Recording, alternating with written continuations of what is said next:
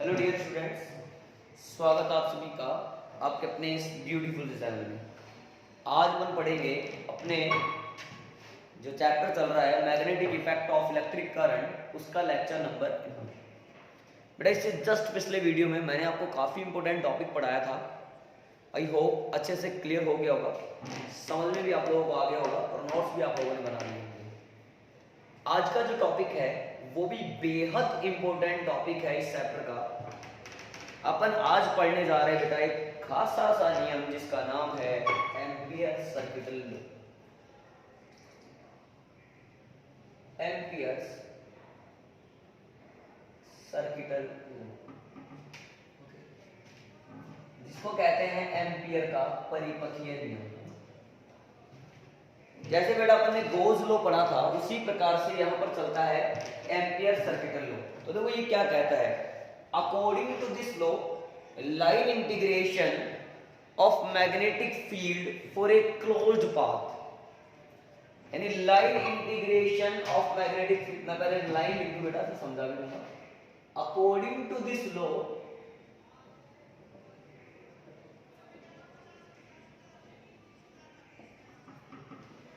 line integration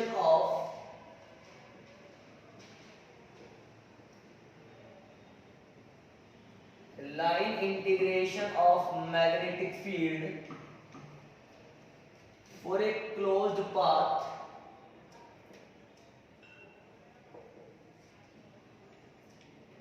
is equal to the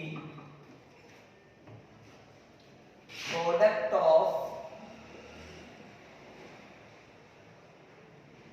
magnetic permeability of free space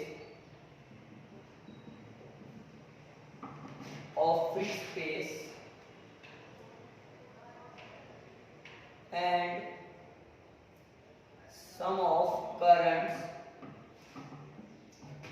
threading the closed path। मैं समझा रहा हूं बेटा बदल।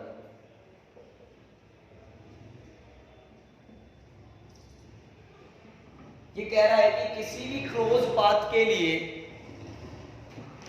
Line integration of magnetic field पूरे क्लोज पाथ, इसको कर दिया close integration B vector dot DL vector.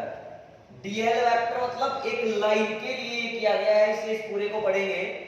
Line integration of magnetic field is equal to the product of magnetic permeability of free space यानी mu naught and sum of current, sum का मतलब sigma, current का मतलब I, sum of current threading the close path, यानी किसी close path के लिए magnetic field का जो लाइन इंटीग्रेशन होता है वो म्यू नॉट यानी मैग्नेटिक परमिबिलिटी एंड उस क्लोज पाथ को थ्रेड करने वाली सभी करंट्स के सम का प्रोडक्ट होता है। This is the Ampere's law. Clear बेटा, ये होता है हमारा एम्पियर लॉ। अब मेरी बात ध्यान से सुनना बेटा। पहले जैसे मैं बात करूं यहां पर सिग्मा आई, तो मैं कुछ एग्जांपल्स लेकर आता हूं। इसमें ये कोई क्रॉस जिसके लिए मैंने माना कि चलिए मैग्नेटिक फील्ड दे रहा हूं, यहां से किसी भी एंगल पे मान लो, इसमें से करंट जा रहा है आई, तो यहां मुझे सिग्मा आई कितना लेना पड़ेगा बेटा, आई लेना पड़ेगा। एक और एग्जांपल ले लें। मैग्नेटिक फील्ड है इससे थीटा एंगल पर टेंजेंट से सर्कुलर पाथ, ये I1 इसको थ्रेड कर रहा है, I2 इसको थ्रेड कर रहा है और I3 इसको थ्रेड कर रहा है। लेकिन जरा देख पा रहे हैं I1 एंड I2 जो है वो इसमें आ रहा है, I3 इसमें से जा रहा है।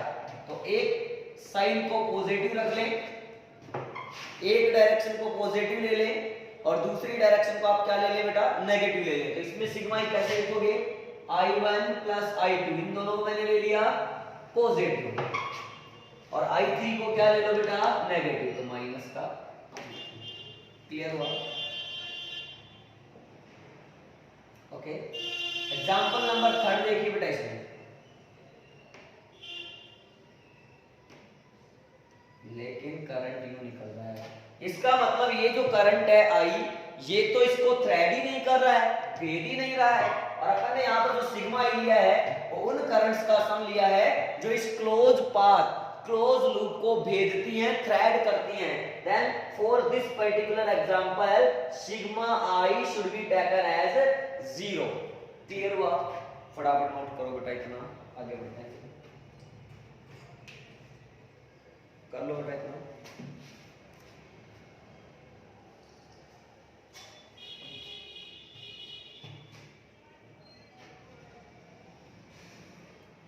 ओके, अब देखो एम्पियर सर्किटल लॉ के 4 एप्लीकेशंस हैं। अब अपन इसके एप्लीकेशंस पढ़ेंगे और एप्लीकेशन से ही क्वेश्चन बनता है एग्जाम में, ये भी पूछ सकता है। अपन देखते हैं बेटा इसके applications.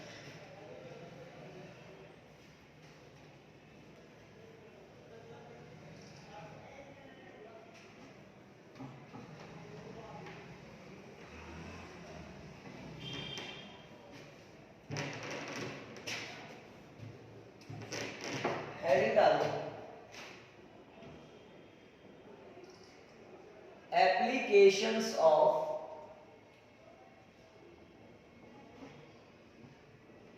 Ampere circuital law. Ampere circuital law के एप्लीकेशंस, ठीक है। इसमें पहला एप्लीकेशन देखते हैं बेटा, ये magnetic field due to an infinitely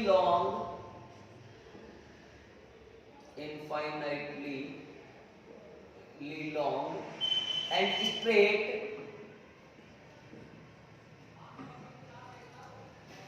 current carrying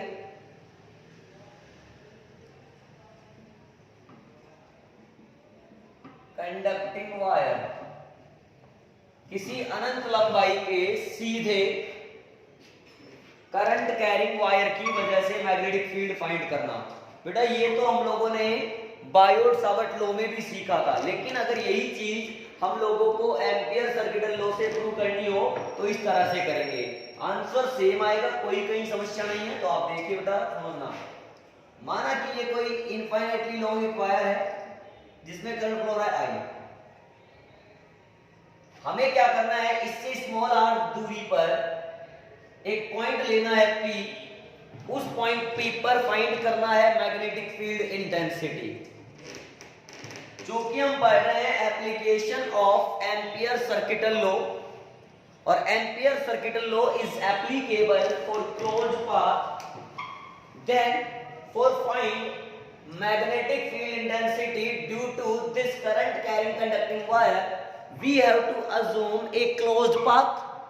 तो बेटा मैंने क्या किया, एक आर रेडियस का क्या मान लिया, close path.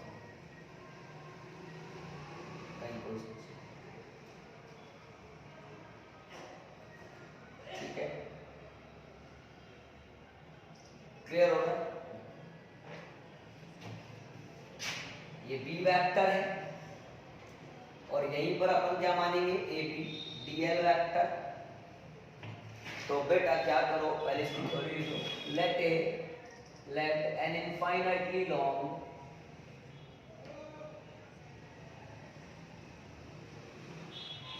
And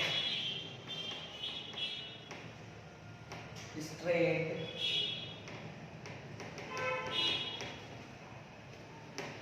current carrying conducting wire in which I current flows, in which I current flows.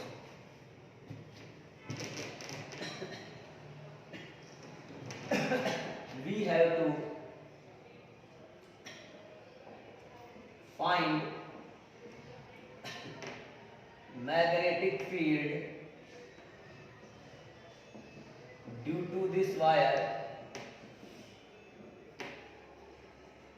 at a distance r. For it assume a circular closed path, closed loop of radius r, magnitude of magnetic field, magnitude of magnetic field remains same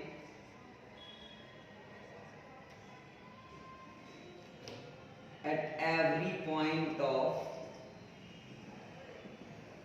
path, and direction of magnetic field is tangential to the circular path. अब क्या करो बेटा, इस close path के लिए यहां पर Ampere's law apply कर दो. अप्लाइंग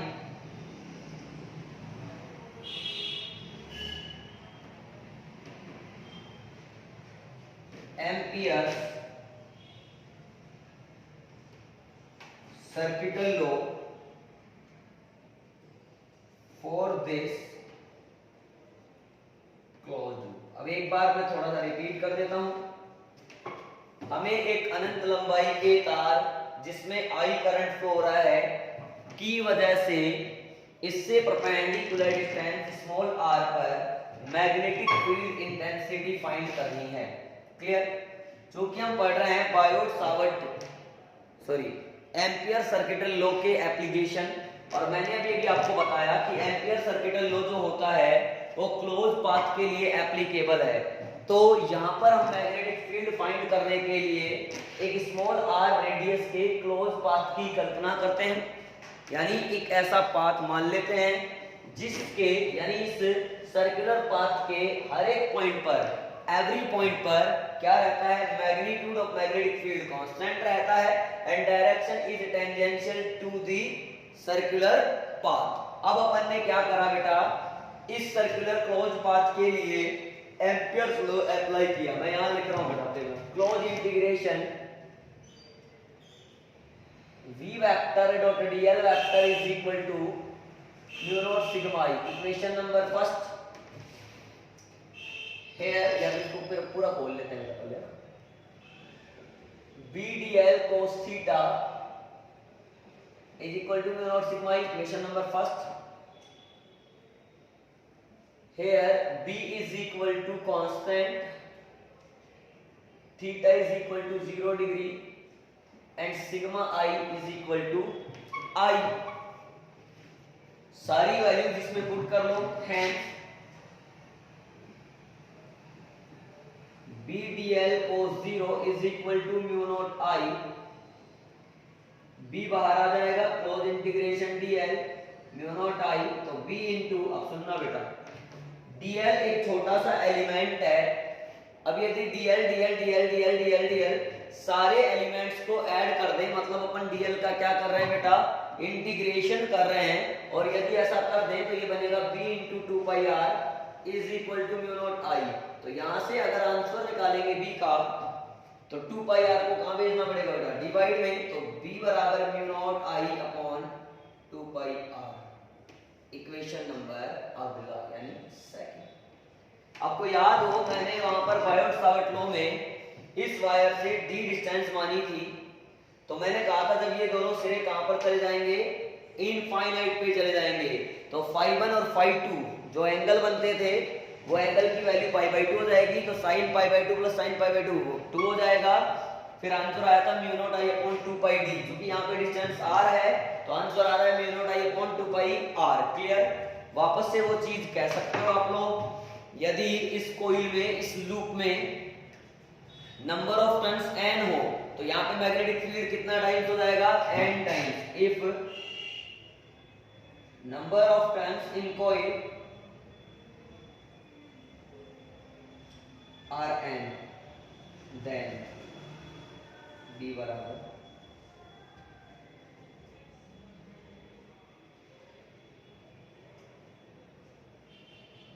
अच्छा तो कोई रही नहीं बता, वायर है तो ना, अपन ने वो ध्यान में रख दिया, करंट कैरिंग सर्कुलर कोइल का ध्यान में रख गया, ये तो वायर है, तो वायर की वजह से तो ऐसा होगा ही नहीं, आज केवल इतना ही रहेगा।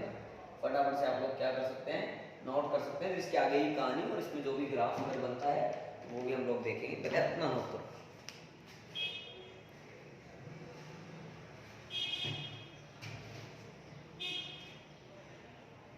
हो गया, एक साइड और बता दूंगा।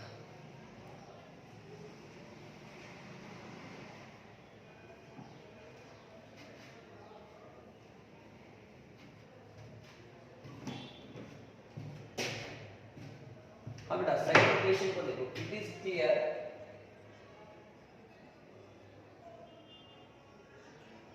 From equation 2 B is directly proportional to I, जितना ज्यादा करंट फ्लो करवाओगे वायर में उतना ज्यादा मैग्नेटिक फील्ड बनेगा, और B is inversely proportional to I, जितना ज्यादा दूर रहेगा पॉइंट उतना कम मैग्नेटिक फील्ड होगा। क्लियर? यदि ग्राफ बनाए जाए बेटा यहाँ पे,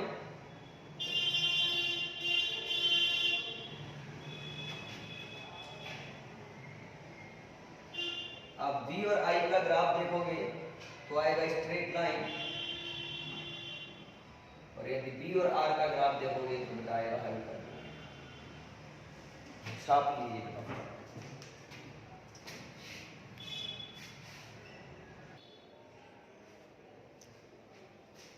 हो गया बेटा, हटा दो यहां से पूरा। देखो अब इसका एक सेकंड एप्लीकेशन देखते हैं।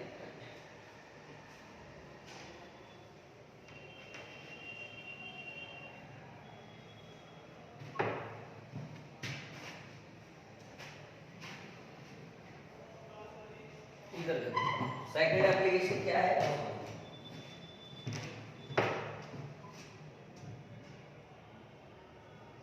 सेकंड एप्लीकेशन है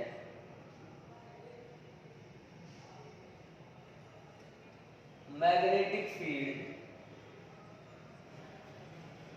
ड्यू टू ए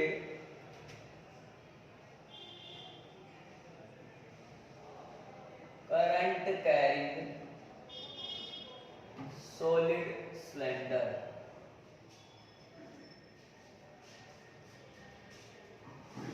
अच्छा, यहाँ पे magnetic field due to a current carrying solid cylinder आप लोगों को फाइंड करना है।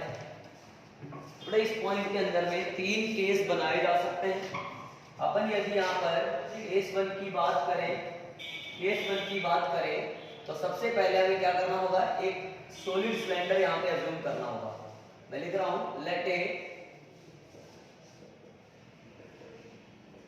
Cylinder of radius r in which current I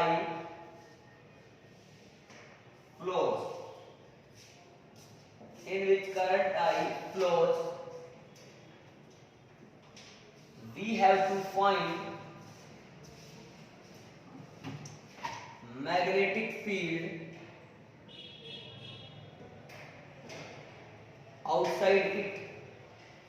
outside comma at the surface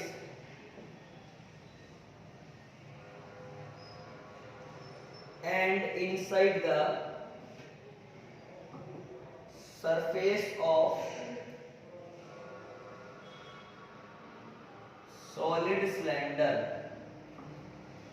तो बेटा यहां पर तो अपन को करना क्या है, एक सिलेंडर मानना है। पहले मैं मान के दिखाता हूं, ये थोड़ा बड़ा बना,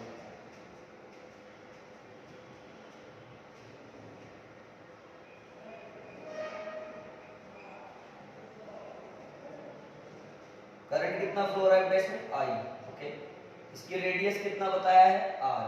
हमें क्या करना है, इसके बाहर कॉमा इसकी सरफेस पर और इसके अंदर क्या फाइंड करना है, मैग्नेटिक फील्ड इंटेंसिटी। तो केस ए ले लेते हैं बेटा, when point P is outside the cylinder, then small r is greater than capital।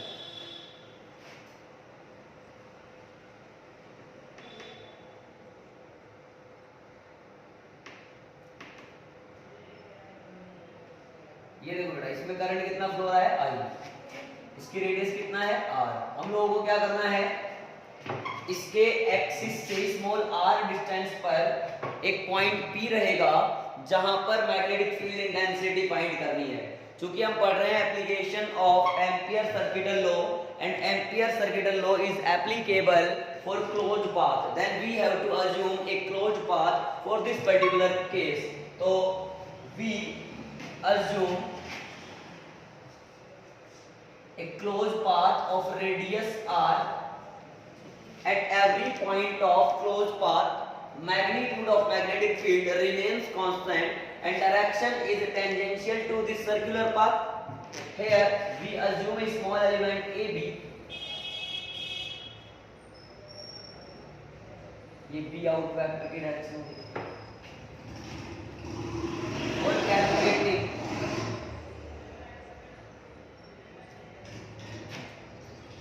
magnetic field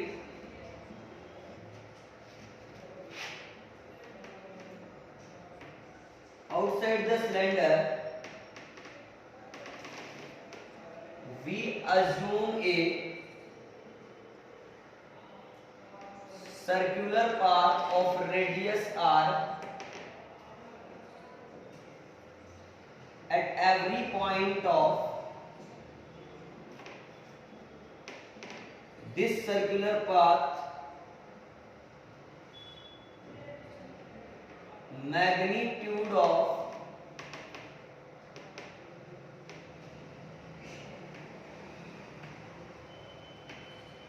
magnetic field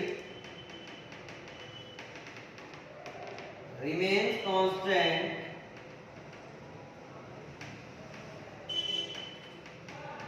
and direction is tangential to the circular path. Applying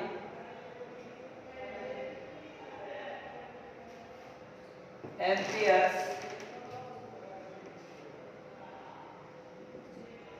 circuital law for this closed path. जैसे यहाँ पर ampere circuital law हम लोग apply करेंगे, तो ampere circuital law होता है close integration B out dot DL vector is equal to mu naught sigma I. इसको ओपन करेंगे, B out dl cos theta is equal to mu naught sigma I. Here B out is equal to constant, theta is equal to 0 degree and sigma I is equal to I. Hence, B out dl cos 0 mu naught I. यहां से बेटा B out बाहर आएगा, cos 0 1 बन जाएगा और ये अंदर क्या बचेगा dl, तो ये बन जाएगा mu naught I। अब dl का इंटीग्रेशन कर रहे हैं, मतलब dl सारे एलिमेंट्स को हम ऐड कर रहे हैं। तो जैसे ही सारे एलिमेंट्स को ऐड करेंगे तो बेटा इसकी हमें क्या मिलेगी, सरकमफेरेंस, यानी बी आउट म्यू नॉट आई। यहां से बी आउट फाइंड किया, कितना मिल गया बेटा, mu naught I upon 2 pi R. This is the answer. Equation number आ गया मेरे पास में सेकंड। ओके, फटाफट से नोट कर लो।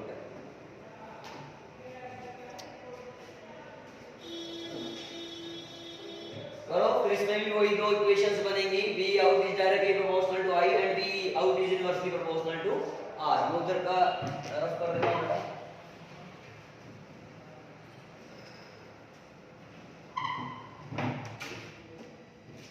सीधा स्टार्ट होगा, यहां से देखेंगे। It is clear from equation 2 V out is directly proportional to I। जितना ज्यादा करंट फ्लो करवाएंगे सॉलिड सिलेंडर में, उसके बाहर उतना ज्यादा मैग्नेटिक फील्ड जनरेट होगा, और जितना ज्यादा पॉइंट को बाहर लेंगे उतना कम मैग्नेटिक फील्ड बनेगा। Then if we draw graph, यदि हम यहां पर ग्राफ ड्रॉ करें बेटा, तो बी आउट एंड आई के बीच में जो ग्राफ आएगा वो एक स्ट्रेट लाइन आएगा। सिमिलरली अगर हम यहाँ पे बी आउट एंड आर के बीच में ग्राफ ड्रॉ कर लें तो वो हाइपरबोलिक। क्लियर? ये प्रोपोर्शनलिटी का ग्राफ हो गया और ये इनवर्सली प्रोपोर्शनल का ग्राफ बन गया हमारे पास। आया समझ में? ओके, फटाफट से नोट कर लीजिए।